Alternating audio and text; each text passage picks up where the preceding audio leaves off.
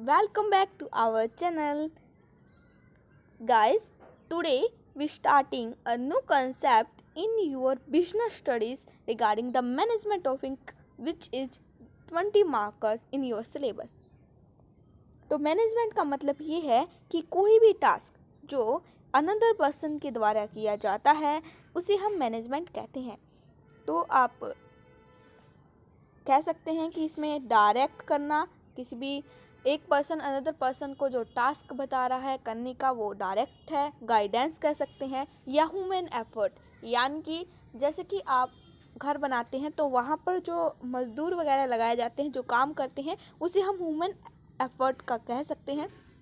Coordinate, कि किसी भी बिजनेस में कोऑर्डिनेशन होना, मिलकर काम करना आपके वर्कर्स का, एम्प्लॉयज़ का, तो उसे हम कोऑर्डिनेट कह सकते हैं। कंट्रोलिंग करना, किस लिए करना ऐसा कि आपका जो गोल है वो अचीव हो सके किसी भी पर्टिकुलर बिजनेस का। सो गाइस, अब हम बात करते हैं कि आपके मैनेजमेंट में इसका नेचर क्या है।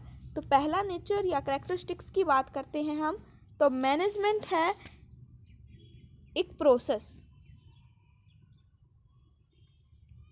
कैसी प्रोसेस है? जिसमें कि आप सबसे पहले प्लान करते हैं। किसी भी टास्क को कंप्लीट करने के लिए, अचीव करने के लिए आपको करनी पड़ती है planning. Without planning you can't achieve them.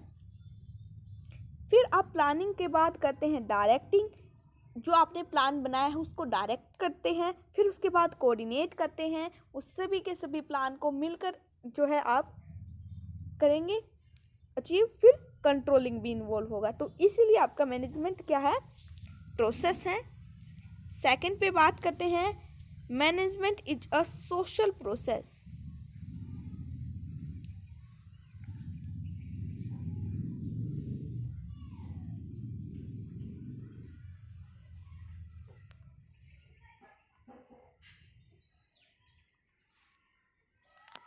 ये बात की गई है कि मैनेजमेंट एक सोशल प्रोसेस है, क्योंकि ये एक पर्सन के द्वारा अचीव नहीं किया जाता। इसमें कोऑर्डिनेशन इन्वॉल्व होने के कारण ये एक सोशल पर्पस बन जाता है। फिर हम थर्ड पॉइंट की बात करते हैं। तो आपका मैनेजमेंट जो है एक यूनिवर्सल एक्टिविटी है। यूनिवर्सल का मतलब ये है कि ये हर जगह यूज़ की जाती है, किसी एक पर्टिकुलर बिजनेस फर्म की बात नहीं की जाती है। ठीक है, तो हर फंक्शन में यूज़ की जाती है, तो इसीलिए मैनेजमेंट जो है आपका यूनिवर्सल है।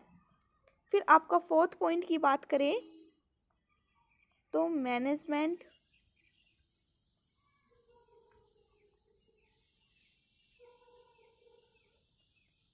Is a system of authority. सही से लिख देते हैं भाई, सिस्टम ऑफ अथॉरिटी।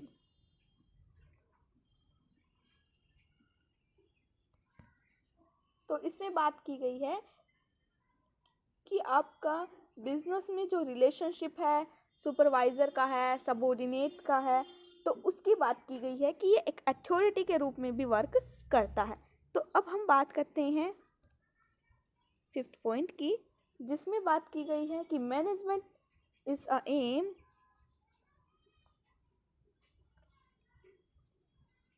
अच्छा ये रहेगा गाइस कि आप साथ के साथ नोट करते रहें, जिससे कि आपको बाद में परेशानी ना हो, और टाइमली रिवीजन करते रहें तो आपको अच्छे से याद रहेगा एग्ज़ाम में।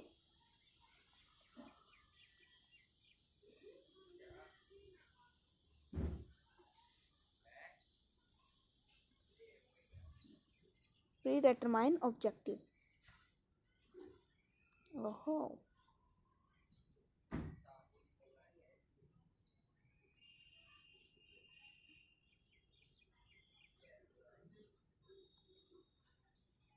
तो मैनेजमेंट आपका प्री डिटरमाइंड ऑब्जेक्टिव है कि सबसे पहले आपको ये देखना होता है कि आपको जो गोल अचीव करना है वो किस किस वे से करना है, कितनी ज़रूरत पड़नी है, तो ये सभी चीज़ें आपको देखनी पड़ती है। तो इसीलिए प्री डिटरमाइन है फिर अब आप इसमें बात करते हैं सिक्स्थ पॉइंट की। तो मैनेजमेंट में आपका टीम एफर्ट इन्वॉल्विंग है। टीम एफर्ट, क्योंकि बिजनेस में बात करें या किसी भी ऑर्गेनाइजेशन के पॉइंट ऑफ व्यू से बात करें तो आपके एम्प्लॉयज़ का एक टीम बना दी जाती है, तभी बिजनेस में गोल को अचीव करने का ऑब्जेक्टिव कंप्लीट होता है। फिर हम बात करते हैं इम्पोर्टेंस की। आपके मैनेजमेंट में इम्पोर्टेंस क्या है।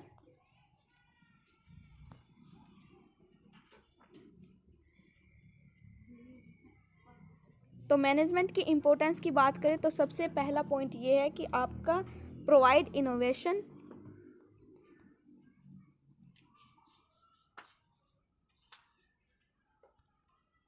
इसका मतलब ये है कि आपके जो बिजनेस की पॉइंट ऑफ व्यू से बात करें तो यहाँ पर नई चीज़ें जो है आपके एम्प्लॉयज़ कर पाते हैं, तो इसलिए ये हेल्पफुल है। दूसरा है आपका सोल्व प्रॉब्लम्स, बेटर वे से आप बिजनेस में प्रॉब्लम को सॉल्व करते हैं।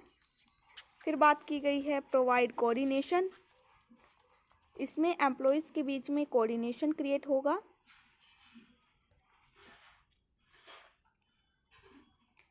फिर बात करते हैं डायरेक्ट द ऑर्गेनाइजेशन, कि आपके सुपरवाइज़र सबऑर्डिनेट ये डायरेक्ट करते हैं, तो इसलिए एम्प्लॉयज़ अच्छे से वर्क कर पाते हैं।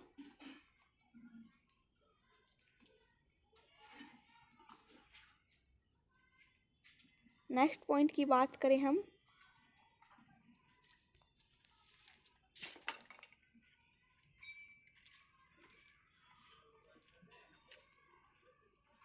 हेल्पफुल टू अचीविंग द गोल,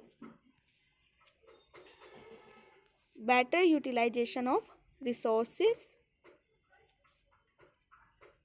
आपके फॉर्म में जो भी रिसोर्सेस हैं उनका बेस्ट वे से यूटिलाइज होगा, तो इसलिए मैनेजमेंट का यूज़ किया जाता है।